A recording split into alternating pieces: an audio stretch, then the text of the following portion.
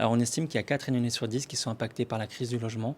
Et parmi ces personnes, il y a 140 000 personnes qui sont mal logées, c'est-à-dire qu'elles sont dépourvues de logement personnel ou qu'elles vivent dans des conditions d'habitat très difficiles ou en surpeuplement accentué. Donc, c'est une situation qui est majeure et qui nécessite que ce soit une priorité politique portée localement, mais aussi au niveau national. Oui, déjà depuis de nombreuses années, on rappelle que le coût du logement est important et que la principale dépense dans le budget des ménages, c'est le logement. On rencontre des familles qui consacrent entre 50 à 80% de leur budget au paiement des loyers. Et dans un contexte inflationniste, ces difficultés pour accéder ou se maintenir un logement sont d'autant plus importantes. Un chiffre, 25% d'augmentation du prix du loyer en 5 ans et 6% rien que l'année dernière. Donc c'est une situation qui est dramatique. Et donc les impayés de loyer augmentent. Et 2022, c'est une année où, notamment parmi les ménages allocataires de la CAF sur l'aide au logement, on a près de 6 000 personnes, enfin ménages, qui sont en situation d'impayés de loyer. Donc c'est un chiffre qui a augmenté de 47% en un an.